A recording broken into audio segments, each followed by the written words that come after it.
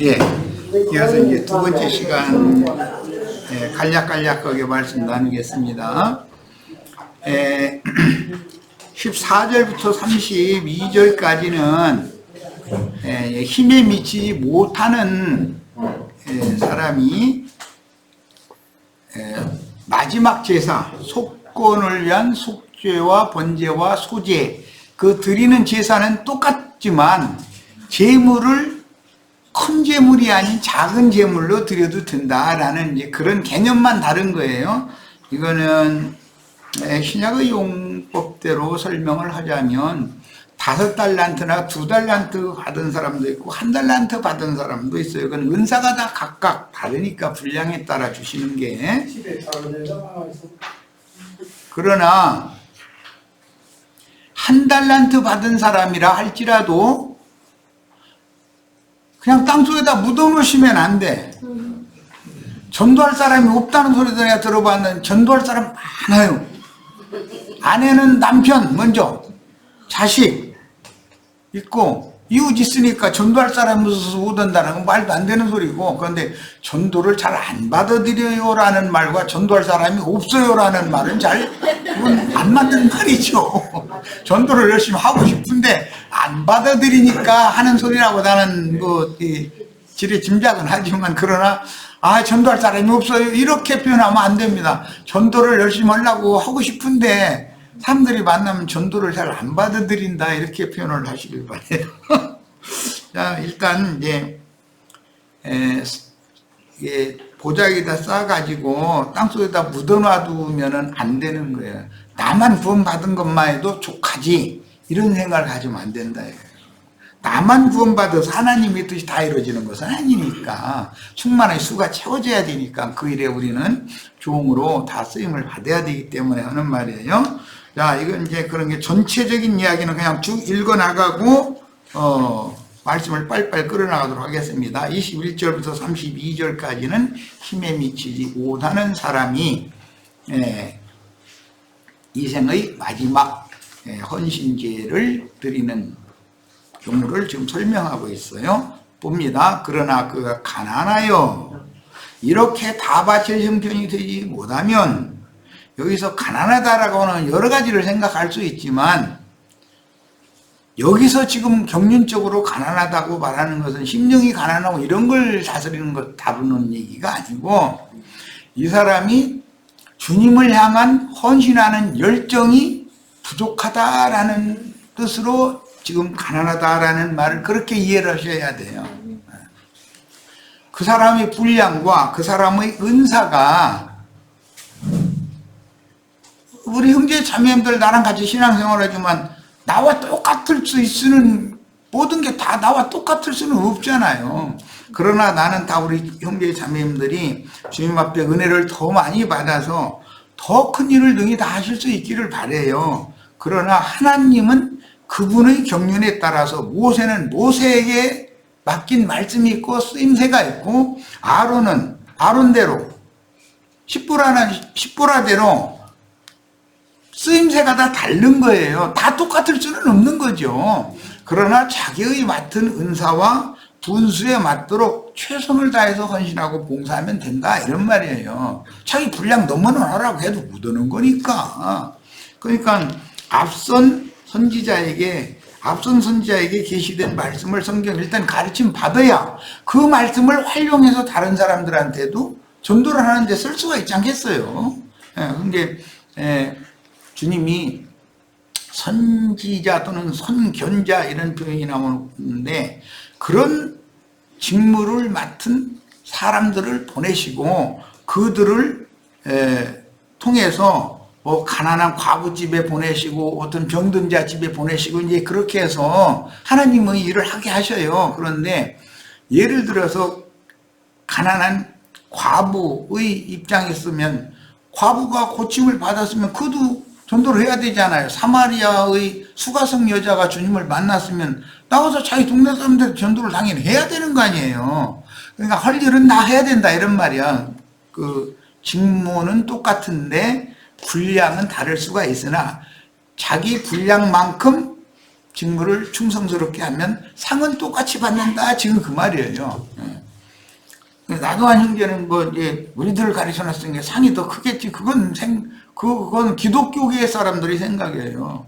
나 그 기독교계에서 뭐 천당이라는 데를 갔는데 뭐 저쪽에 막 의리의리한 대궐집이 있어서 가봤더니 조아무개라고 간판이 그렇게 있더래. 그래서 거기 이렇게 보면 여기는 감히 못 들어가겠더래나?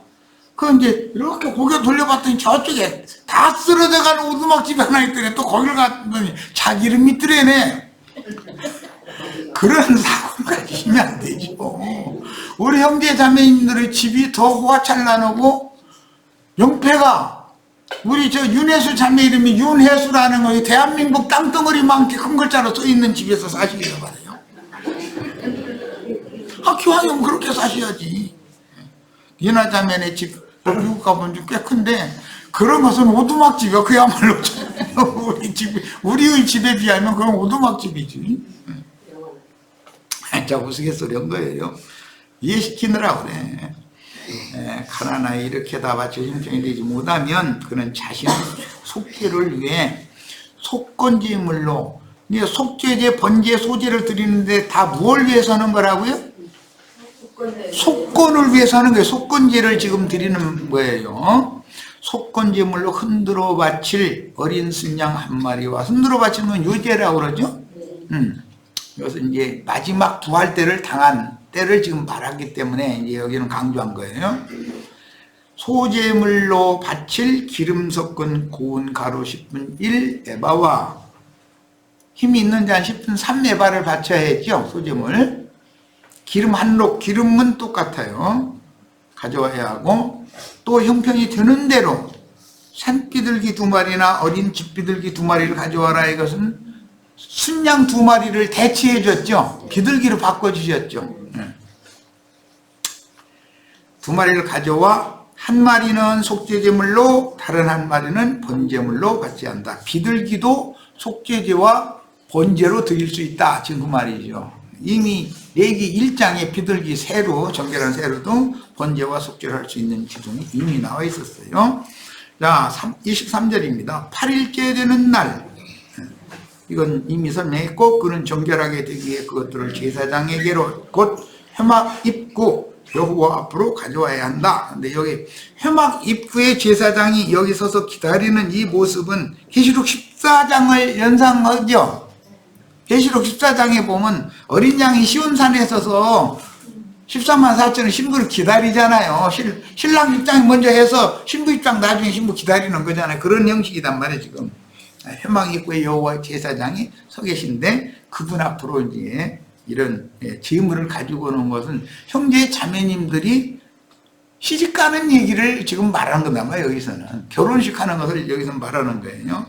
근데 요제로 바치니까 이것은 부활 생명으로나 드린다, 이런 말이고, 속죄제물, 그러면 속건제물로 바치는 어린 순양과 기름 한 록을 가져다가 여호와 앞에서 요제로 흔들어 바쳐야 한다. 그리고 속건제물로 바칠 어린 순양을 잡아야 한다.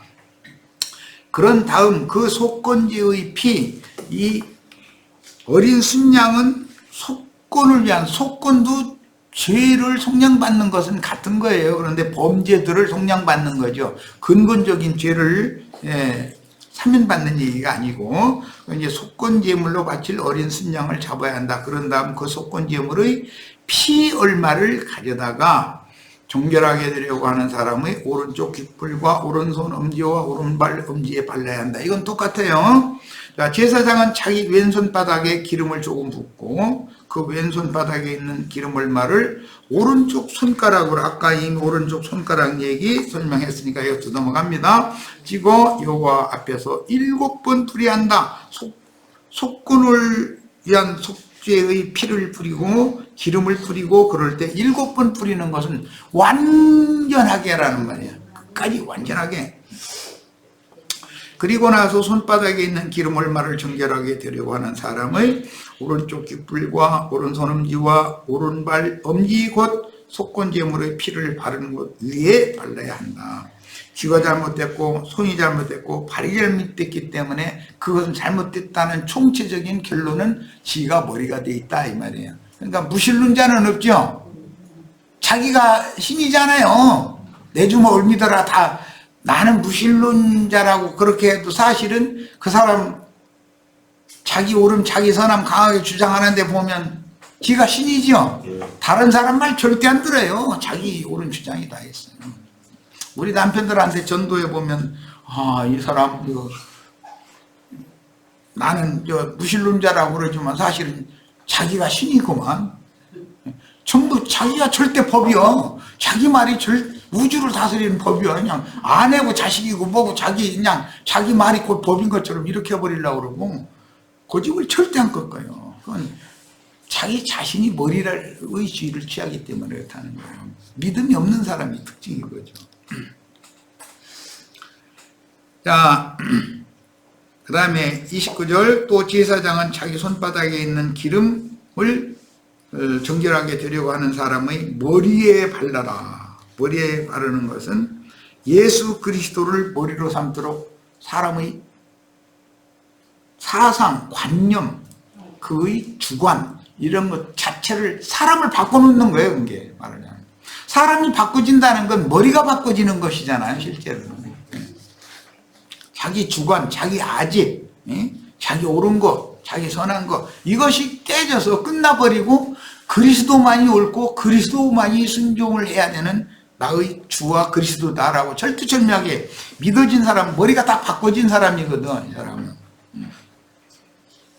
30절이 정결하게 되려고 하는 사람은 형편이 되는 대로 산비둘기 한 마리나 어린 집비둘기 한 마리를 바쳐야 한다 그랬는데 여기 이 한 마리를 바치는 건 속죄제물 또 한 마리는 번제제물로 이제 제사를 드리는 거예요. 그런데 이건 어린 순양으로 다던 것을 비둘기로 대체한 거예요. 지금 그것만 다르고 비둘기는 노아의 홍수 때 나오죠.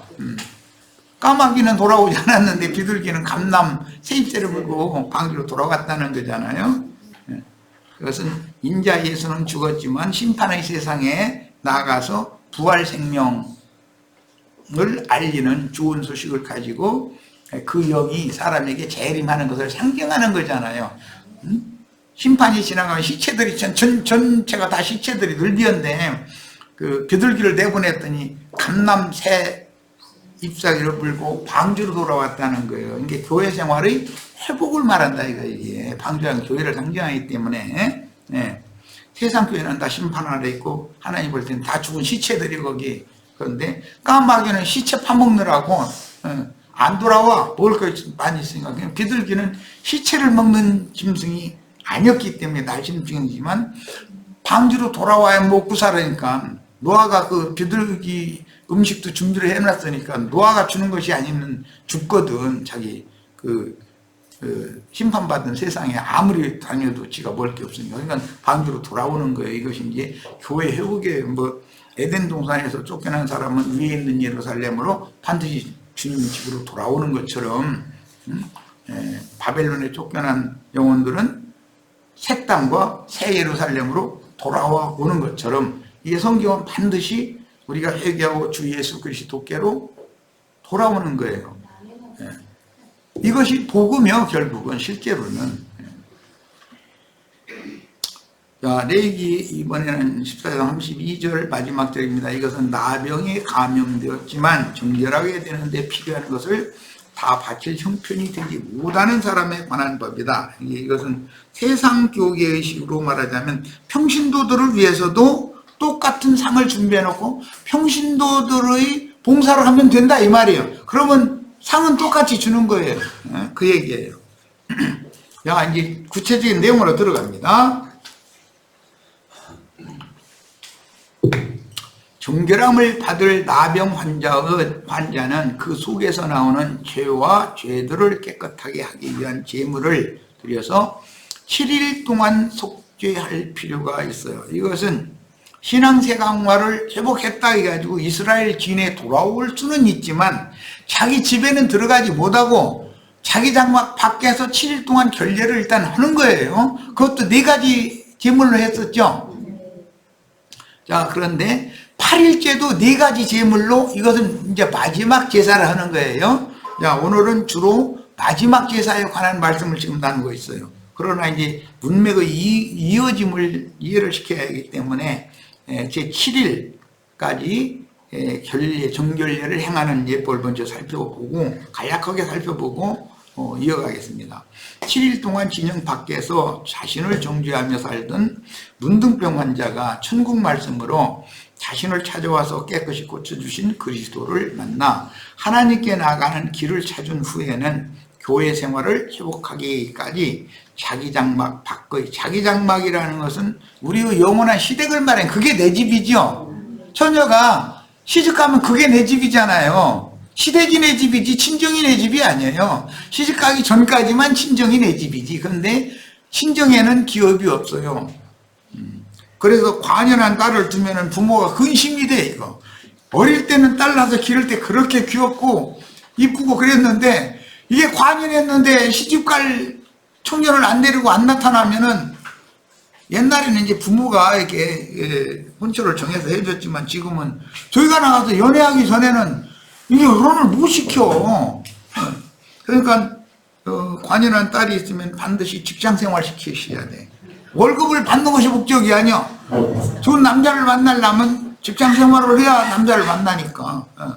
그렇게 꼭 시키셔야 돼. 그래가지고 사위를 보셔야 돼. 사위를 안 보면 그 딸은 나 엄마가 좋아. 나 엄마가 막 죽도록 살 거야. 그건 거짓말이요.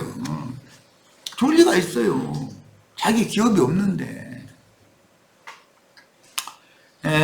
진영 밖의 거룩한 초소는 주님이 못 박힌 골고다 동산으로 이룬 곳이므로 죽음과 장사와 부활이 있었던 재버리는 곳인데, 그곳에서 7일째 되는 날에는 온 몸의 모든 털을 밀고 목욕해야 하며 제8일에는 반드시 예물을 준비하여 속죄하는 제사를 하여 몸의 구속을 받고 이스라엘의 진영, 이스라엘의 총회, 주님의 교회에서 이제 신부성으로 들어가는 것을 의미한다. 진영 밖의 나병 환자 마을에서 고통 중에 살아가야 하는 문둥이의 7일 동안은 율법의 저주를 짊어지고, 예수님이 진찰하러 찾아와 주시기까지는 저주를 짊어지고 문둥이 중에 살아야죠. 베다니 마을 사람들은 예수님이 자기 동네 찾아오실 때까지는 그 멸시와 천대를 받으면서 그 동네 할 수 없이 살아야 되는 거예요. 그런데 예수님이 문둥병 희년을 만난 사람들을 너는 정결하다라고 선언을 해주려고 나사렛 베다니 마을에 예수님이 찾아간 거 아니에요, 의도적으로. 그래서 마지막 그 7일째 되는 마지막 한 주간 7일 동안은 거기서 지내다가 승천하신 것을 잘 생각을 하셔야 돼. 성경이 어떻게 이루어지는지를.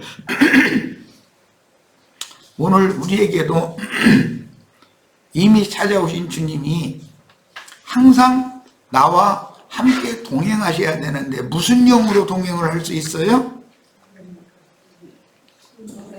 은혜의 성령으로 나의 심령에 찾아오셔서 떠나시지 않고 항상 은혜의 성령으로 내 심령 속에서 살아서, 그분이 사는 것이 내가 사는 것이고 내가 사는 것이 그분이 사는 것이야. 이게 동행한다고 그래요. 우리는 지금 약혼녀로서 동행하는 그런 삶을 사는 거예요. 영적 동행을 하는 거예요.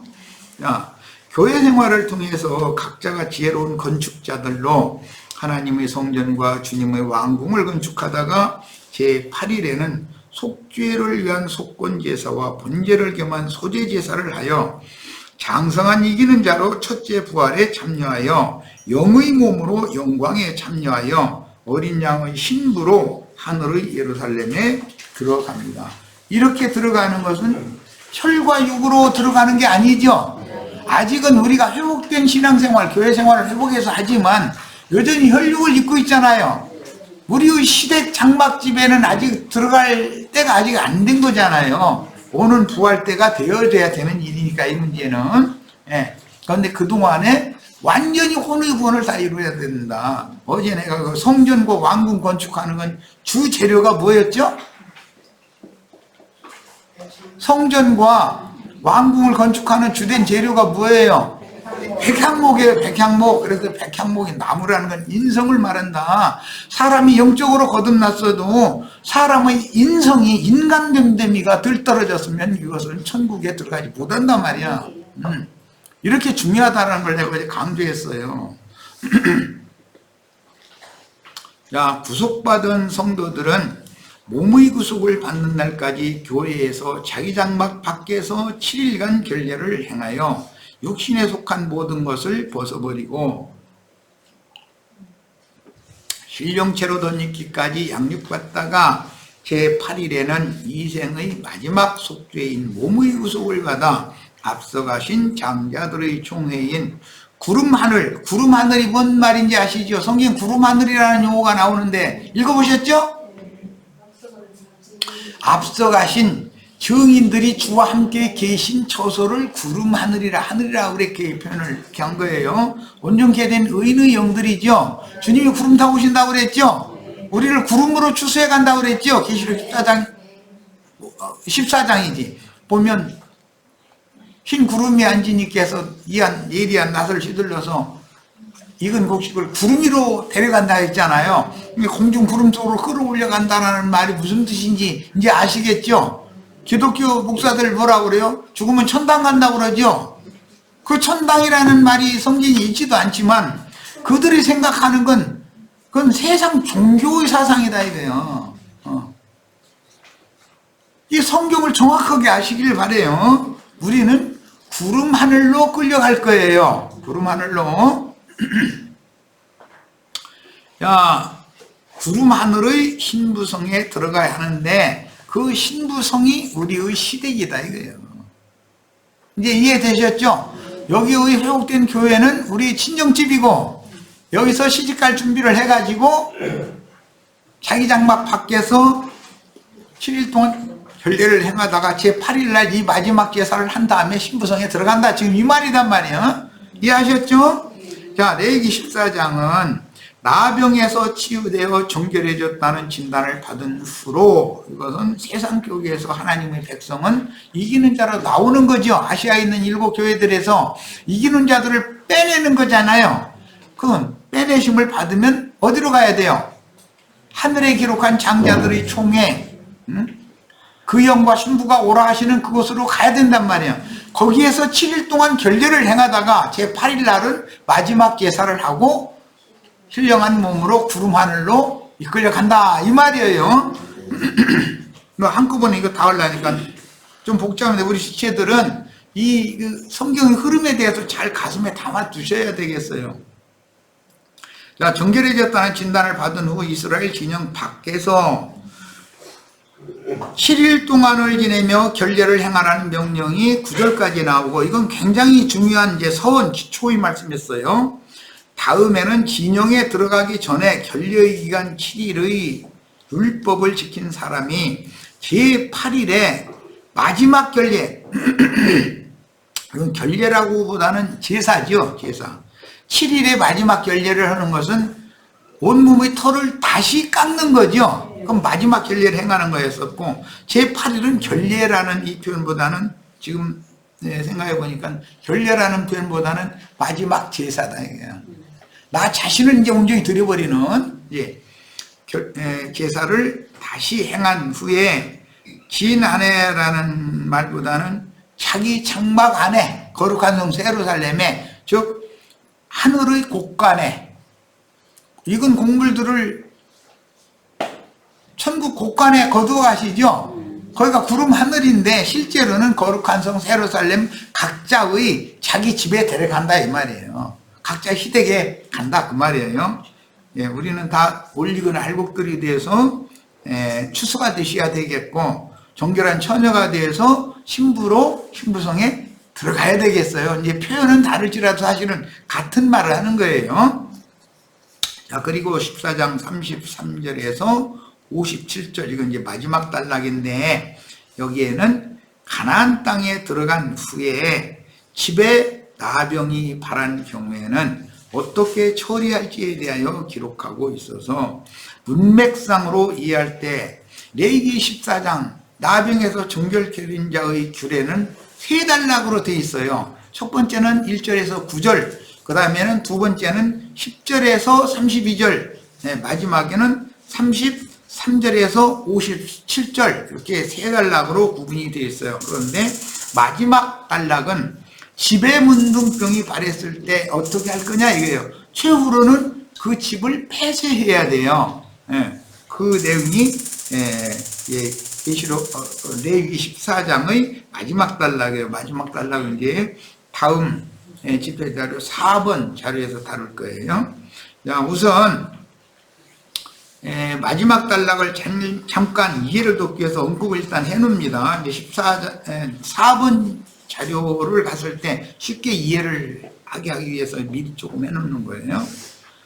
예수님이 마태복음 23장 37절로 39절, 그 다음에 24장 1절로 2절 이하에 쭉 이어지는 말씀에 보면 예수님이 마지막 한 주간을 앞두고 예루살렘을 내려다보시면서 우시면서 지금 탄식하는 말씀이에요. 누가복음에는 우시면서 이 말씀을 하셨다고 되어 있어요. 마태복음입니다. 여기는 예루살렘아 예루살렘아 선지자들을 죽이고 네게 파송된 자들을 돌로 치는 자요. 이 예루살렘은 믿는 이들의 친정집이어야 되지만 이 친정집이 마귀가 와서 자기 속을 삼아버렸죠. 상태가 지금 그런 거예요. 암탉이 그 새끼를 날개 아래 모음같이 내가 네 자녀를 모으려 한 일이 몇 번이더냐. 그러나 너희가 원하지 아니하였도다. 하나님과 예루살렘은 배필관계예요. 성경에서는. 그러니까 예루살렘은 믿는 이들의 어머니죠. 하나님은 아버지예요. 항상 성경 적용을 이렇게 하는 거예요. 보라 너희 집이, 그러니까 예루살렘에서 그 제사를 하는 유대 교인들의 집이 예루살렘 자체다 이거예요. 지금 이해하셨죠? 우리가 어릴 때 학교 갔다 왔는데 집에 엄마가 없으면 깜짝 놀래가지고 책가방 마룻바닥에 내팽개치고서는 엄마 찾으러 막 왼쪽 헤매고 다녀본 적 있죠? 그래서 먼 데서 엄마가 아무개야 소리가 나면 그때서 울은 거지. 그 전에는 그냥 막 난리 나지. 엄마가 없으면 집이 빈 집이요. 그게 엄마가 있어야 돼. 그리고 남편도 이건 좀 그런데 직장이 끝나가지고 집에 들어왔는데 아내가 없어. 그러면 집에 들어가서 앉아있다가 나와줘 버려. 이상하게 그 신기하더만. 집에 앉아있는 것이 이상하게 불편해. 나와가지고는 그냥 괜히 쓸데없이 그냥 다니다가 저 어린이 놀이터에 가서 그네 아이들 빌려 타고 앉아가지고 아이들 노는 거나 구경하고 있고 이제 이런 걸 이제 그렇게 하죠. 자식이든 심지어 남편도 아내 어머니가 없는 집은 빈집이다 이게. 영혼이 그걸 다 말해주더만. 예수께서 성전에서 나와서 가실 때 제자들 왜 안 읽은 것 같다? 보라 너희 집이 황폐하여 버림받으리라. 이것은 나병이 집에 퍼져 나가는데 고치려고 뭐 흙을 긁어서 버려보기도 하고 다른 진흙 갖다 이겨서 그 긁어낸 자리 다 채워도 보고 돌멩이가 또 나병이 번지니까 저 돌멩이 뽑아다가 그냥 진박 정결하는 곳에서 버리고서 새돌멩이 갖다 채워보고 했는데도 이게 영 치료가 안 되고 온 집에 자꾸 번져. 그러면 최종적으로 그 집을 폐쇄해야죠. 지금 예수님이 자기 땅 자기 백성에게 찾아오셨을 때 베다니 사람들에게는 희년이 이른 상태지만 예루살렘 사람들에게는 온 집에 나병이 번져서 치료가 불가능한 때단 말이에요. 그 때를 맞춰가지고 오신 거예요. 그러니까 이게 도저히 이 집은 어떻게 치료가 가능하지 않으니까 어떻게 해야 되겠어. 이제 다 무너뜨려버리고 그냥 무너뜨리라고 돼 있지 않고 불살라버리라고 돼 있어. 그래서 예루살렘이 불사름을 당했던 거예요. 로마에 의해서 멸망당하고. 이것이 뭐냐, 주님께서 나병이 번진 유대교의 예루살렘 성과 성전을 고칠 수가 없으니까 이것을 무너뜨려버리고 불살라버리려고 온 거다 이거예요. 이런 이치를 영적으로 적용을 하면 세상 교회가 지금 주님 오실 날 기다린다고 고개 하늘 쳐다보고 이러고 먼 하늘 구름이 흘러가는 것만 봐도 주님이 언제 오시나 그런다고 이제 찬송에 가면 눈물 흘리고 참 나도 한때는 그런 찬송 연애도 되고 그랬는데 진리를 알고 보니까 참 말 같잖아 소리도만. 이런 것이 다 쓸데없는 짓을 그런 콘적인 생각에 붙잡혀서 이제 그런 신앙이 있었던 것이고, 무너졌도다 큰 성 바벨론이 오면 예루살렘이 무너지는 것처럼 반드시 세상 교회는 무너지는 날이 온다 이거예요. 영적으로 이제 지금 현재 내가 보기에는 90% 이상은 무너졌어. 그런데 그거 뻗띵기고 무너지는 성 무너지지 않게 그냥 지키느라고 하죠. 목사들 그냥 죽을 힘을 다하고 있는데, 아이고 저 고생하지 말, 여기 오면 참 행복할 텐데 왜 이렇게 말길 못 알아가시고. 그거 무너지는 예루살렘 성벽 내 등에다가 떠받치고 있다고 해서 안 무너질 것 같아요? 나까지 압사당하지. 뻔한 거 아니에요 그거. 아니 이 말도 못 알아들으면 나도 어떻게 못해요. 보라 너의 집이 황폐하여 버림바가 되리라. 예루살렘과 율법 성전이 버림바가 되어지고 불살라진 것은 표상이죠. 큰 성 바벨론 세상 교회가 반드시 무너질 것에 대한 상징이잖아요. 세상 교회 큰 음녀는 벌거벗겨서 불사른다겠죠. 이것에 대한 상징이요. 그런데 레위기 14장에 이 말씀이 예언이 되어 있다. 33절에서 57절 사이에. 그럼 우리는 율법을 읽어도 여기 하나님의 행정, 하나님의 경륜이 여기에 계시되어 있구나라는 걸 알아야 되지 않냔 말이야. 야,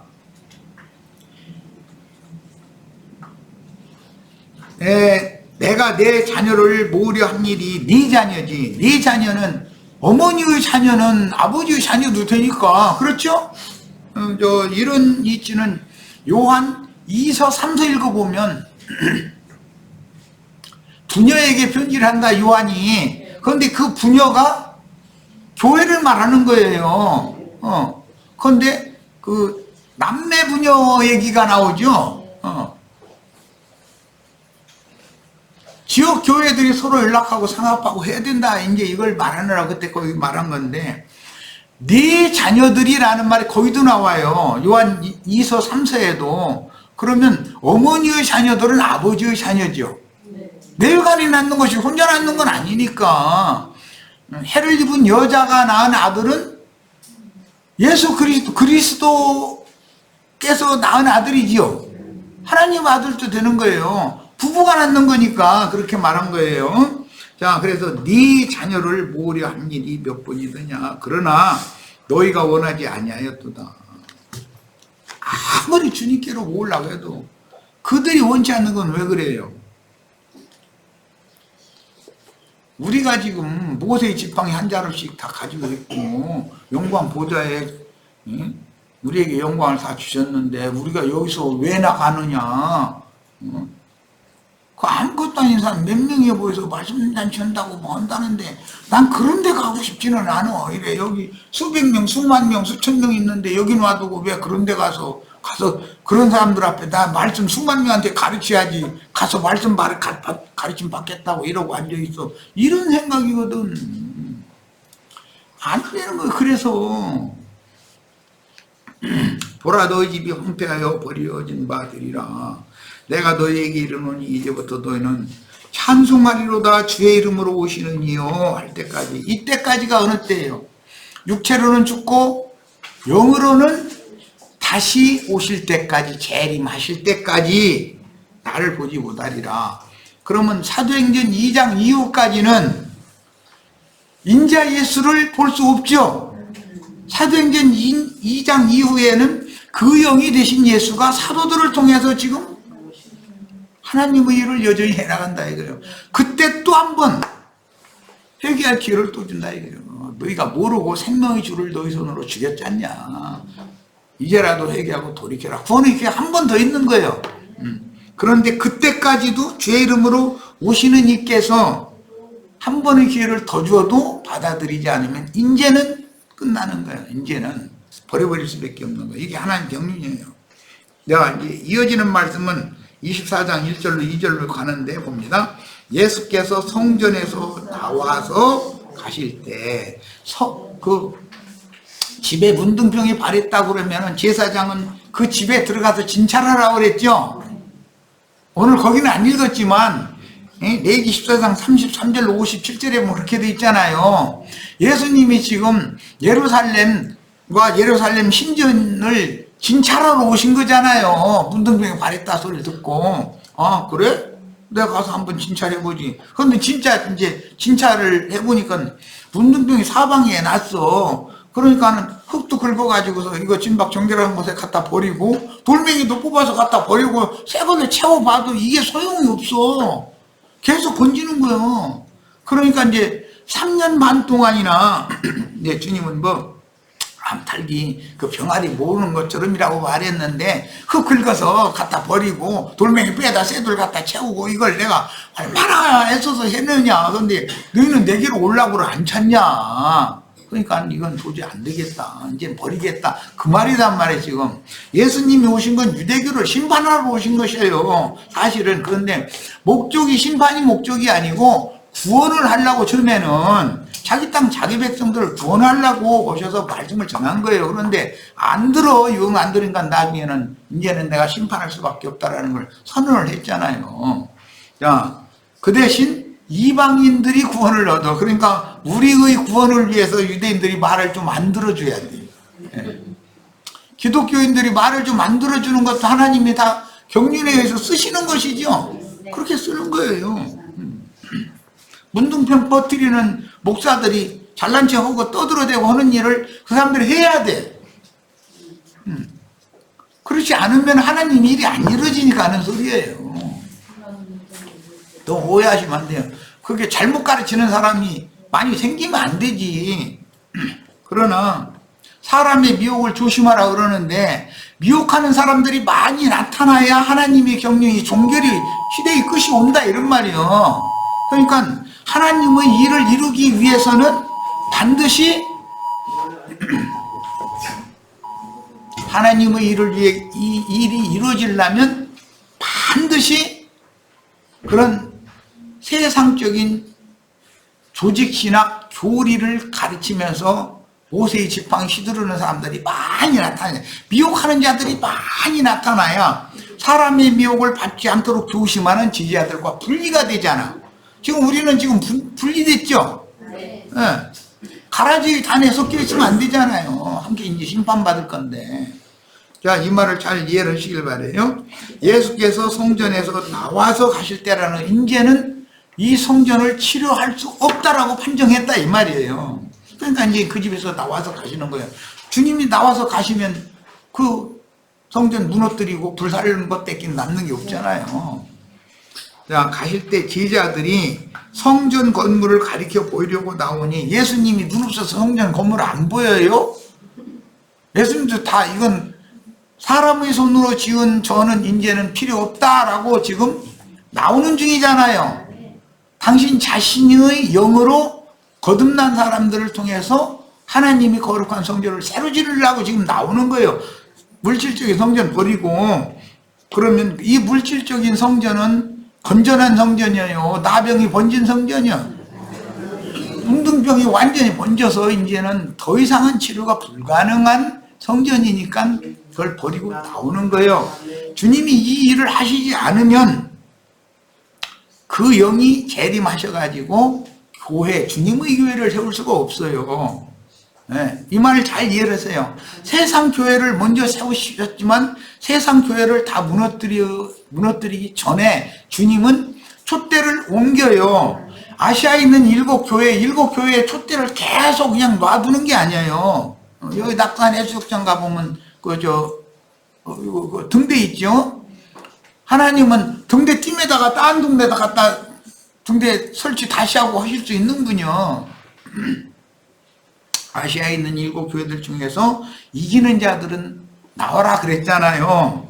세상에서는 아시아에 있는 7교회로 들어가. 아시아에 있는 7교회에서는 이기는 자들을 빼내셔가지고 성령과 신부가 오라 하는 그곳으로 비밀스럽게 데려다 놓는다. 거기에서 여기 모인 사람들은 7일 동안을 첫날 온몸의 토를 밀고 7일 동안을 열례를 행하고 마지막 날 온몸의 토를 또 한 번 밀고 오늘은 여덟째 날 지금 마지막 제사, 속건제 제사를 하는 얘기까지 지금 나누고 있는 중이에요.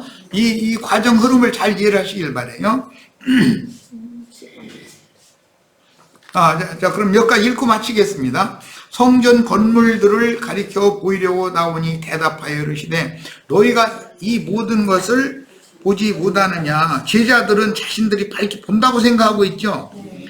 예수님 못 본다고 생각하니까 예수님 보이려고 성전 가르치고 예수님한테 가르쳐 저게 성전이에요 해가면서 예수님을 가르치고 제자들이 지금 그러고 있죠.